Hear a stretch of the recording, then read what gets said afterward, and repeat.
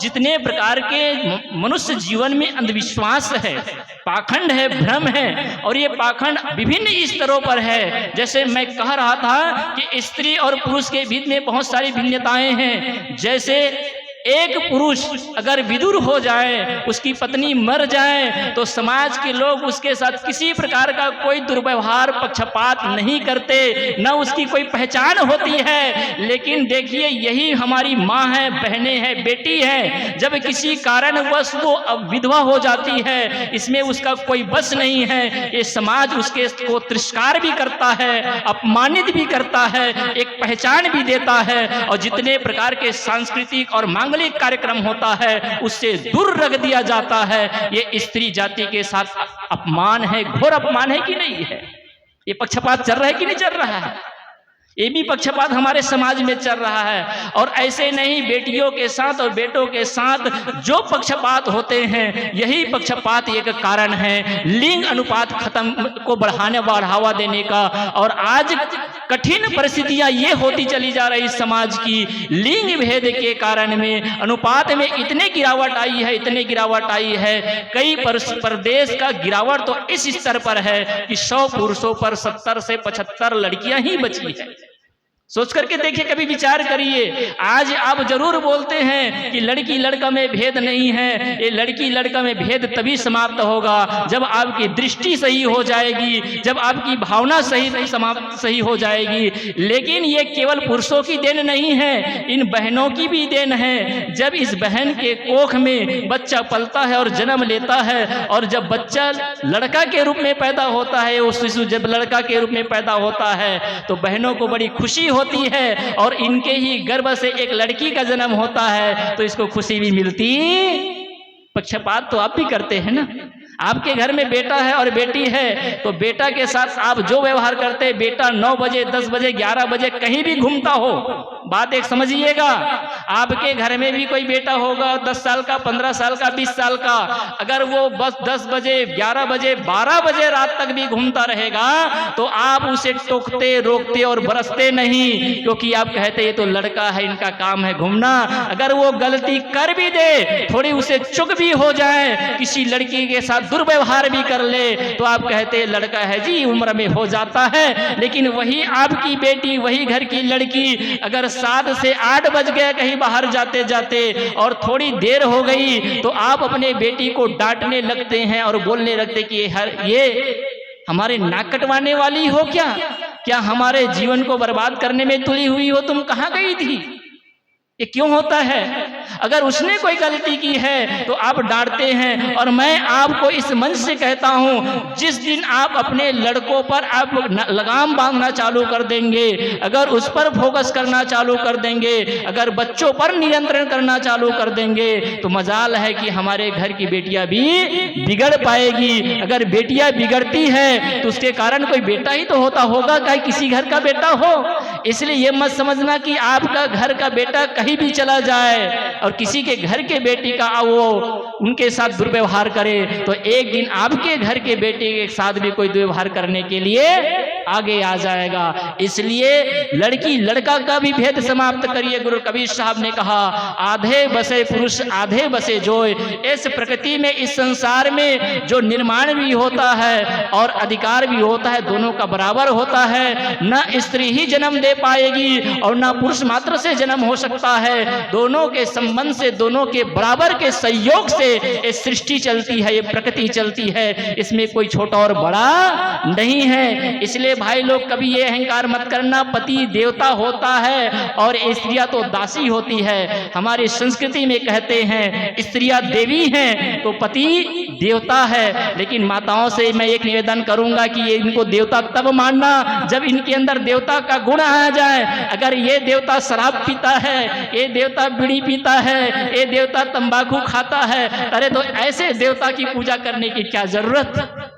देवत्व आए उसे देवता कहते हैं, और जिसमें देवी का गुण आ जाए, जगदम्बा का गुण आ जाए, सरस्वती का गुण आ जाए, लक्ष्मी का गुण आ जाए, आपने 9 दिन तक 9 दुर्गा की 9 शक्ति की आपने उपासना की और वो आप सबके अंदर में है, उसी शक्ति को आपको जानने, पहचानने और समझने की जरूरत है। और जिस दिन इस शक्ति को पहचान ला जाते हैं, अरे आपके अंदर में ही तो माँ सरस्वती का वास है, आपके अंदर में ही वो लक्ष्मी का वास है, और आपके अंदर में ही वो चंडी का भी वास है। आपके अलावा कहीं भी कोई देवी देवता नहीं है। और हमारी भारतीय संस्कृति कहती है मातृदेव भव, पितृदेव भव, आचार्य देव भव और अतिथि देव भव। लेकिन दुर्भाग्य है आदमी इंसान को भगवान नहीं मानता, इंसान को देवी देवता नहीं मानता, माता पिता की उपासना और पूजा नहीं करता, केवल पत्थर और मूर्ति की पूजा करता है और उसी में अपना सब कुछ निछावर कर देता है।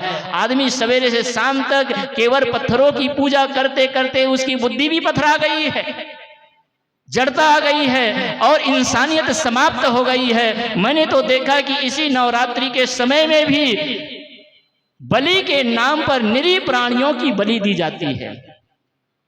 ये कहने में अच्छा लगता है, कुछ हिंदू भाई ये भी कहने लगे हैं आज लोग, देखिए मुसलमान लोग मांस खाते हैं, बलि देते हैं, ईसाई लोग मांस खाते हैं, हम दूसरों को देखना ज्यादा जानते हैं, दूसरे पर उंगली उठाना सरल होता है लेकिन अपने आप पर उंगली उठाना बड़ा कठिन होता है। मैं कई जगह ऐसे गया हूं, आप गए होंगे धमतरी के अंगार मोती में, ऐसे कई देवी स्थल पे गए होंगे, और इस नवरात्रि के समय में कई ऐसे घर है जहां पर बलि के साथ में, आप सोचिए ऐसी माँ कोई होगी जो अपने बच्चे का बलि चाहे? क्या माँ हिंसकी होगी? हमारे भारतीय संस्कृति कहती है अहिंसा परमो धर्मा। जिस धरती के जो परम सत्य है, परम संदेश है, वो ये कहते हैं कि अहिंसा ही परम धर्म है, और धर्म के नाम पर ही जब बलि दी जाती हो तो उसे आप धर्म कहेंगे या अधर्म कहेंगे? आप धर्म के भी नाम में अधर्म कर रहे हैं, आप निजी स्वार्थ।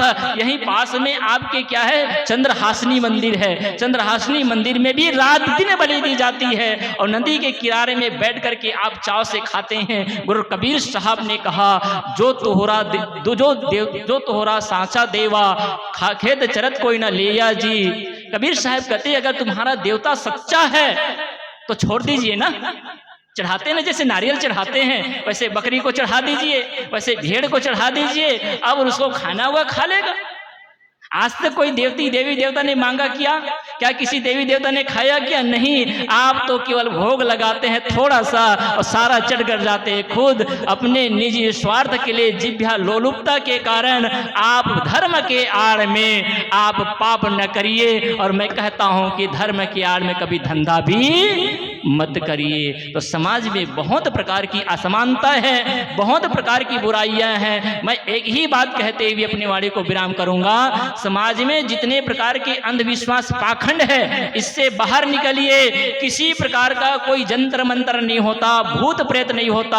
और कई लोग बहुत सारे ताबीज पहने होते हैं, गले में ताबीज और हाथ में अंगूठी पहने होते हैं, और ये अंगूठी पहनाने वाले आपको क्या बोलते हैं, देखिए अमुक प्रकार के, अमुक राशि के, अमुक पत्थर को पहनोगे तो तुम्हारे जीवन के सारे दोष दूर हो जाएंगे, धन धान से संपन्न हो जाएंगे। आपको मैं एक सूत्र बताता हूं, आप रामायण पढ़ते होंगे सवेरे से शाम तक, हमारे संत गुरुजन किन्हीं न किसी भांति से रामायण की चर्चा कर ही रहे हैं, बता रहे हैं। कहीं पर भी श्री रामचंद्र जी ने उनके जीवन में विभिन्न प्रकार की कठिनाइयां, दुख और परेशानियां आई, कभी भी किसी तांत्रिक के पास, किसी वैगा के पास, किसी ओझा के पास गया? और आपको एक सुंदर कथा बताता हूं, जब लक्ष्मण को शक्तिबान लगा, मरण सैया में है, बचने की कोई संभावना नहीं है, और उसको पता चला कि ये कोई सुमंत नाम का वैद्य है जो दुश्मन के राज में रहता है और उसके आए बिना ठीक नहीं हो सकता, तो उसको किसी प्रकार के रात में जाकर के उसको लाया गया, उनसे सलाह लिया गया, और सलाह लेकर के उनने क्या किया, उपचार कराया, औषध कराया। किसी तांत्रिक के पास नहीं गया, किसी ओझा के पास नहीं गया, किसी वैगा के पास नहीं गया, और किसी प्रकार का कोई पूजा नहीं कराया। क्या कराया? औषध कराया। क्या कराया? और आप उसी प्रभु के भक्त हैं और आप क्या चाहते हैं? आपको बेटा को परेशानी है, बीमारी है और आपको लगता है कि चादर चढ़ा देने से आपकी बीमारी दूर हो जाएगी।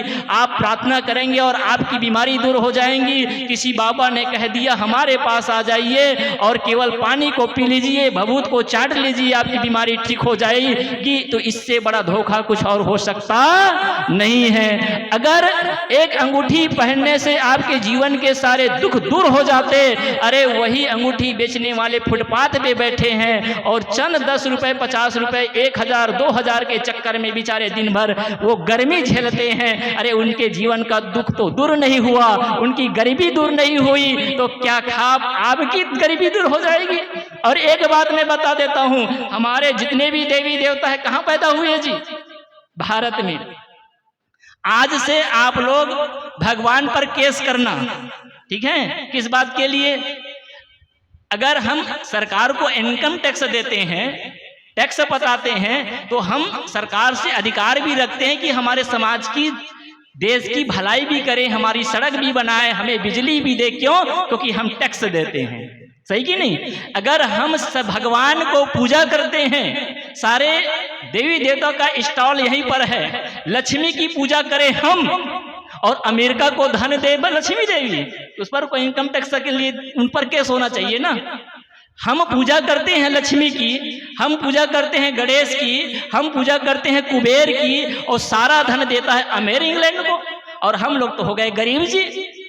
हम पूजा करते हैं सरस्वती माता की, हमारी माता है, हम सरस्वती की पूजा करते हैं, और सारी बुद्धि किसको दे दिए हैं? ये जापान वाले को दे दिए हैं, चाइनीज को दे दिए हैं। चीन के घर घर में इलेक्ट्रॉनिक बनती है, जो मोबाइल चल रहा है ना, जितने एप्पो है, रियलमी है, जितने प्रकार के मोबाइल यूज करते हैं सब चाइनीज है। आपके भारत में एक भी कोई आविष्कार नहीं हुआ है। आपको बता दूं, जिस देश में लक्ष्मी की पूजा होती है, जिस देश में सरस्वती की पूजा होती है, वो सरस्वती माँ इस भारत के वासियों को इतना भी ज्ञान नहीं दे पाए कि एक आविष्कार भी कर देते। जितने भी ये यंत्र का आविष्कार देख रहे हैं, सबको विदेश के लोगों ने आविष्कार किए हैं। किए कि नहीं किए हैं? तो इस पर केस होना चाहिए ना। सरस्वती माता पर केस करना। देखिए, पूजा हम करते हैं, दूध हम चढ़ाते हैं, आरती वंदन हम करते हैं, और बुद्धि किसी दूसरे को देते हो। सही कि नहीं? आप इस बात के लिए भी आप अपनी देवी को, उपासना की देवी को, आप इस बात के लिए भी आप शिकायत करना कि हे देवी रंडी चंडी मंडी, मैं आपकी पूजा करता हूँ, आपकी वंदन करता हूँ, आपकी आराधना और प्रार्थना करता हूँ, लेकिन सबसे बड़े शक्तिशाली आप अमेरिका को बना दिए हैं। अगर हम आपकी पूजा करते हैं तो शक्तिशाली तो हमें बनाते ना। होना चाहिए कि नहीं होना चाहिए? कहने का तात्पर्य है बंधुओं, माता बहनों, किसी प्रकार के अंधविश्वास में, चमत्कार में उलझने की जरूरत नहीं। वैज्ञानिक दृष्टिकोण अपनाइए और 2-2-4 को समझिए। किसी प्रकार का भ्रम, अंधविश्वास ये मत समझना कि हनुमान जी सूरज को निकल गए। आप ये मत समझना कि एक व्यक्ति हजारों साल तक जिंदा रहते हैं। ये किसी प्रकार के होने वाला नहीं है। किसी प्रकार का कोई चमत्कार नहीं होता। सारा चमत्कार 100% झूठा है। कोई कहता है कि कोई आदमी आकाश से पैदा हुआ, कोई कहता है धरती फोड़ करके पैदा हुआ, कोई कहता है कि दूध खीर खा करके पैदा हुआ। और खीर की बात आई तो उसी खीर की घटना के लिए श्री रामचंद्र जी ने, जब उसकी शादी हो रही थी, जब शादी होती है तो सहेलियों के बीच में संवाद हुआ, श्री रामचंद्र जी और सहेलियों का। गाली गलौज होता है ना शादी के समय में, कुछ सखियां मिल करके एक दूसरे को अनोद प्रमोद करते हैं, चर्चा करते हैं, एक दूसरे को व्यंग करते हैं। तो इसी के समय में सखियां कहती हैं, क्या कहती हैं कि हमने सुना है कि अवधपुरी की स्त्रियां बहुत अति उदात करतूतदर, अवधपुरी की बामा, और खीर खाए पैदा सुध करती, पति कर कछु नहीं कामा। अवधपुरी की स्त्रियां के लिए कहते हुए ये जनकपुर की स्त्रियां कहती हैं, महिलाएं कहती हैं कि हमने सुना है कि अवधपुर की जो स्त्री है, वहां के रहने वाली है, ये तो बड़े चमत्कार करने वाली है, इसको किसी पुरुष की जरूरत नहीं पड़ती। अरे ये तो खीर खाकर पैदा कर देते हैं बच्चों को। तो फिर श्री रामचंद्र जी कहते हैं, श्री रामचंद्र जी कहते हैं, सखी वचन सुन के रघुनंदन बोले मृदु मुस्काते, आपन चाल छिपाओ प्यारी कहूँ आन की बातें, कोई नहीं जन्मे माता पिता बिनु। याद रखिए क्या कह रहे हैं, कोई नहीं जन्मे माता पिता बिनु, बांधे वेद की रीति, और तुम रे तो सब मही से उपजे, अस हमरे नहीं रीति। सबसे पहले रामचंद्र जी कहते हैं सखी वचन सुन के रघुनंदन, सखियों के वचन को सुन करके, स्त्रियों के वचन को सुन करके रघुनंदन श्री रामचंद्र जी मुस्कुराते हुए कहते कि हे प्रियो, मैंने सुना है कि हमारे घर में, हमारे अयोध्या में इस प्रकार की रीति नहीं है। सखी वचन सुन के रघुनंदन बोले मृदु मुस्काते, और आपन चाल छिपाओ प्यारी। ये प्यारी, ये स्त्रियां, ये सखियां, मैंने सुना है कि आपके यहाँ भी बड़े बड़े करतूत स्त्रियां रहती हैं। अरे हमारे यहाँ तो कम से कम खीर भी खा लेते हैं, तुम्हारे यहाँ तो जमीन को फोड़ फोड़ करके पैदा होते हैं। सखी वचन सुन के रघुनंदन बोले मृदु मुस्काते, आपन चाल छिपाओ प्यारी कहूँ आन की बातें। अब सिद्धांत की बात करते हैं, कसौटी की बात करते, क्या तुम रे तो सब मही से उपजे, अस हमरे नहीं रीति। ये तो चुटकुला हुआ, और अंत में कह देते कोई नहीं जन्मे मात पिता बिनु, कोई नहीं जन्मे मात बिना बिनु, बांधे वेद की रीति, और तुमरे तो सब मही से उपजे, अस हमरे नहीं रीति। यहाँ सिद्धांत भी बताया गया और मजाक भी किया गया। कहने का तात्पर्य है कोई कितनों बड़ा सदगुरु हो, परमात्मा हो, भगवान हो, जो भी आप उसको नाम ले लीजिए, इस धरती में कोई माता पिता के बिना जन्म ले सकता नहीं, किसी प्रकार का कोई चमत्कार हो सकता नहीं। इसलिए सारे चमत्कार, अंधविश्वास, भ्रम से ऊपर उठिए। किसी तंत्र के पीछे, किसी ओझा बैगा के पीछे आप मत जाइए। आप हाथ से मेहनत करिए, परिश्रम करिए, और आपके पुरुषार्थ में, आपके कर्म में होगा, वही आपको मिलने वाला है। कबीर साहब ने एक सुंदर सिद्धांत दे करके गए, उस सिद्धांत को गांठ बांध करके रखिए। कबीर ने कहा कबीर कमाई आपनी निष्फल कभी न जाए, और बोया पेड़ बबूल का तो आम कहां से खाए। ये सिद्धांत अगर आपके पास है कि आप जो बोते हैं, जो आप करते हैं, जो आप जीते हैं, आप जो व्यवहार करते हैं, वही मिलने वाला है। आपके कर्म में, आपके पुरुषार्थ में जो है उसको कोई छीन नहीं सकता, और जो है नहीं उसे कोई दे सकता नहीं है। इसलिए आप सच्चे मन से आप भजन करिए, सत्संग करिए, लेकिन किसी प्रकार के अंधविश्वास पाखंड में मत उलझिए। आप कभी भी उंगली में आप अंगूठी मत पहनिए।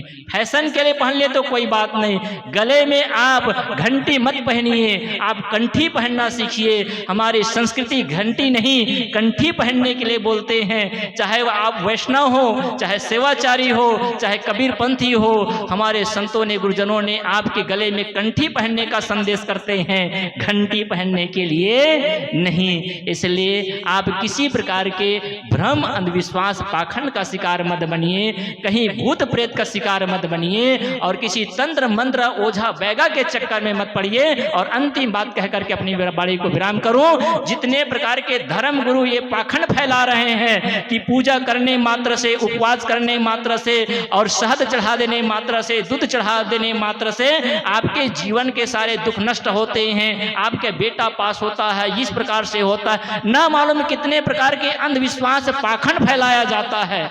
और ये आप सब देखते हैं। आप बुद्धिजीवी हैं, आप तर्क करिए, विचार करिए, चिंतन करिए, वैज्ञानिक दृष्टिकोण अपनाइए, और वैज्ञानिक दृष्टिकोण से जो सही लगे उसी को आप सही मानिए। अन्यथा सभी धर्मगुरुओं की बातियों को एक किनारे कर दिए। क्योंकि कबीर साहब कहते हैं वेद किताब कहा किन झूठा, झूठा जो न विचारे। कबीर साहब के पास एक आदमी गया, उसने कहा कि कबीर साहब, मैंने सुना है कि आप वेद शास्त्रों को नहीं मानते हैं, इस पर आप चिंतन नहीं करते। तो कबीर साहब ने कहा कि मैं वेद को भी मानता हूँ, मैं शास्त्र को भी मानता हूँ, मैं पुराण और कुरान को भी मानता हूँ। अरे झूठा तो वह है जो इस पर विचार नहीं करता, केवल आंख मूंद करके मान लेता है। इसलिए मानना नहीं है, जानना है, और जाग करके, जान करके जागना है। यही कबीर मंच आपको संदेश देता है। आप सब ने मुझे बड़े शांति और धैर्य के साथ श्रवण किया, इसके लिए मैं आप सबको बहुत बहुत साधुवाद और धन्यवाद देता हूँ।